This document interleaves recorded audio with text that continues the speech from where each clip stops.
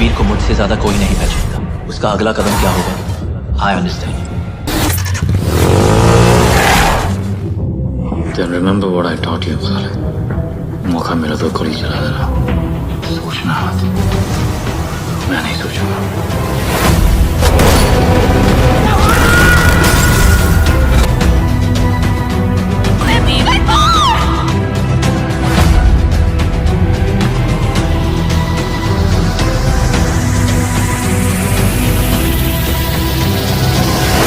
खालिद कभी मेरा स्टूडेंट हुआ करता था। अब शायद उसे लगता है कि अपने टीचर से आगे निकल गया।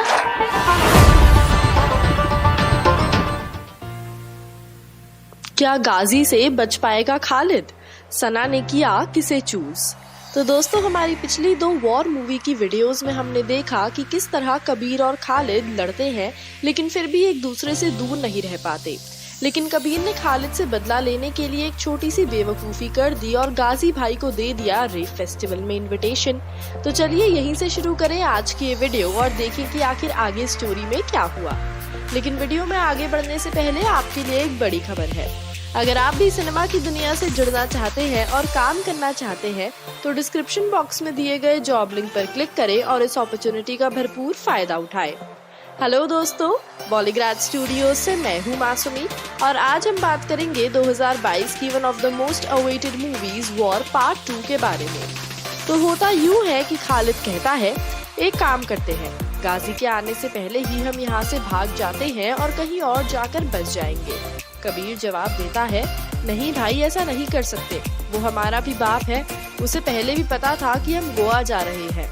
अगर अब उसे हम यहाँ नहीं मिले तो पता नहीं वो क्या ही कर देगा, हम इतना बड़ा रिस्क नहीं ले सकते। इस पर सना जवाब देती है, हाँ तो हम एक काम कर सकते हैं, जब गाजी यहाँ गोवा पहुँचने वाला होगा तो कबीर तुम एज यूजुअल उसको पिक करने जाना और उससे मिलना, लेकिन खालिद तुम कहीं छुप जाना और रेव फेस्टिवल में उसकी नजर में मत आना। फिर बहुत ढूंढने के बाद तुम जब उसे नहीं मिलोगे तो मैं तुम्हारा नॉर्थ गोवा वाले बीच पर इंतजार कर रही हूँगी और तुम वहाँ आ जाना, जहाँ मैं गाजी को अट्रैक्ट करके उसे नशे में धुत कर दूंगी और तुम दोनों वहाँ से भाग जाना। कबीर और खालिद को ये प्लान ठीक लगता है, लेकिन इसमें सना की जान को बड़ा खतरा होता है। कबीर कहता है, सना तुम जानती नहीं कि गाजी क्या चीज है, वो ऐसे ही किसी की जाल में नहीं आता। अगर उसने पहचान लिया कि तुम भी हमारे साथ हो तो बहुत गड़बड़ हो जाएगी।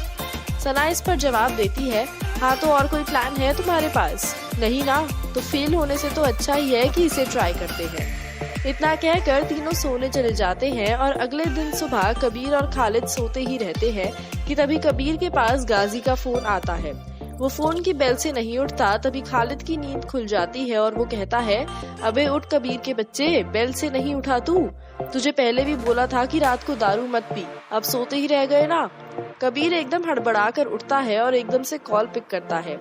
गाजी कहता है, हाँ भाई, मैं गोवा एयरपोर्ट पर हूँ, कहाँ हो तुम? क्या करना है जल्दी बताओ। कबीर कहता है, हाँ आप एक काम करिए, अभी दिन में तो मैं कुछ काम पर हूँ, रात को सीधा रेव पार्टी में ही मिलते हैं। इतने में वहाँ सना भी आ जाती है। पहले तो वो उनका छोटा घर देखकर ही चौंक जाती है, पर वो काफी उदास भी होती है। खालिद उससे पूछता है, क्या हुआ, तुम्हारा क्यों मुंह उतरा हुआ है? सना कहती है, मेरा ब्रेकअप हो गया, वो मुझ पर चीट कर रहा था, मुझे नहीं पता मैं क्या करूं। मैं तो मुंबई में रहती भी उसके फ्लैट में थी, अब ना मेरे पास रहने की जगह है ना ही कोई ठिकाना। कबीर कहता है, देखो सना, हम समझते हैं कि तुम बहुत दुखी हो, लेकिन अभी ना गाजी गोवा पहुंच चुका है और उसका कुछ नहीं पता, वो कहीं भी हो सकता है और यहाँ पर भी सीधा वो आ सकता है, इसलिए कहीं और चलो यहाँ से जल्दी से। खालिद कहता है, अबे पागल, किसी ऐसी जगह चलो जहाँ बहुत सारे लोग हों ताकि भीड़ में हम उसे ना दिखे। बल्कि कबीर कहता है, नहीं पागल, किसी शांति वाली जगह चलो ताकि हम लोग सिर्फ अकेले हों। सना कहती है, तो फिर एक काम करो ना, हम अपने काम पर ही चलते हैं, कुछ बोट राइडिंग वगैरह कर लेंगे वहाँ पे। कबीर कहता है, हाँ तो सना तुम जाओ, मैं और खालिद अभी आते हैं। इतना कहकर सना वहाँ से चली जाती है। वो जैसी के साथ सारे इंतजाम कर ही रही होती है कि तभी वहाँ एक मोटा आदमी आकर उससे कहता है, बोट राइडिंग करनी है मुझे। सना कहती है उसके चार्जेस। आदमी उसे वहीं पर रोक देता है और कहता है, चार्जेस की कोई टेंशन नहीं, तुम बस हमें गोवा का पूरा समंदर दिखाओ आज। सना उस आदमी के साथ बोट पर सवार हो जाती है और उसे बीच के बारे में बताने लगती है। अचानक से आदमी कहता है, क्या तुम यहाँ किसी कबीर और खालिद को जानती हो? मेरे पुराने दोस्त हैं, बिछड़ गए हैं मुझसे। सना चौंक जाती है और समझ जाती है कि यही गाजी है। वो कहती है, नहीं मैं किसी कबीर खालिद को नहीं जानती। वैसे भी गोवा इतना बड़ा है, ऐसे तो कौन ही किसे जानता होगा। वो राइड खत्म होते ही कबीर को फोन लगाती है। कबीर कॉल पिक करके कहता है, हाँ आ गए, बस 2 मिनट रुको। सना कहती है, नहीं तुम यहाँ मत आना, मैंने अभी गाजी को देखा, वो तुम्हारे बारे में मुझसे पूछ रहा था, तुम कैसे भी करके यहाँ से भाग जाओ। वो दोनों घबरा जाते हैं और भागने की तैयारी करने लगते हैं। वो अपने घर से बाहर निकलते हैं और रास्ते में ही उन्हें गाजी मिल जाता है। वो दोनों गाजी को देखकर काफी ज्यादा घबरा जाते हैं। गाजी अपने 4 बॉडीगार्ड्स के साथ होता है और उन्हें देखकर कहता है, अरे दोनों भाई एक साथ, ये तो मैंने एक्सपेक्ट नहीं किया था। मुझे तो लगा था कि तुम दोनों अब अलग अलग हो गए हो, पर चलो अच्छा है, अब दोनों को आसानी होगी पकड़ने में। पकड़ लो उन्हें। गाजी उन दोनों को पकड़ लेता है और उन्हें एक सुनसान सी जगह पर ले जाता है। उनका प्लान अब फ्लॉप हो चुका होता है, लेकिन सना ये सब दूर से देख रही होती है। वो सोचती है कि अब उसे ही कुछ करना होगा। वो वहाँ जाकर गाजी के सामने डांस करने लगती है ताकि उसका ध्यान डिस्ट्रैक्ट हो और कबीर खालिद वहाँ से भाग जाए। कबीर खालिद को समझ ही नहीं आता कि ये हो क्या रहा है। सना उन्हें इशारों में बहुत समझाने की कोशिश करती है, लेकिन ना ही गाजी उसके डांस से अट्रैक्ट होता है और ना ही कबीर खालिद को कुछ समझ आता है।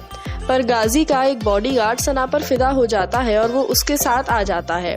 सना उसे बातों बातों में गाजी का सारा पता निकलवाती है और साथ ही उसे ये भी पता चलता है कि गाजी की सबसे बड़ी कमजोरी है ड्रग्स। एक बार अगर उसने ड्रग्स कर ली फिर उसे कुछ ध्यान नहीं रहता।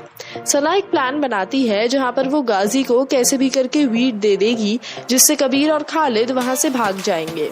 वो शाम के समय में बॉडीगार्ड से मिलने के बहाने वहाँ पहुँचती है और गाजी को किसी और हाथ वीड दे देती है। गाजी भी मजे मजे में वीड चख लेता है और नशे में धुत हो जाता है। उसके बॉडीगार्ड्स को सना अपने साथ डांस करने ले जाती है और कबीर खालिद को इशारे से भागने का संकेत देती है। कबीर और खालिद जल्दी से वहां से भाग जाते हैं, लेकिन थोड़ी दूर जाते ही उन्हें सना की याद आ जाती है और वो सोचती है कि हम उसे ऐसे अकेले नहीं छोड़ सकते।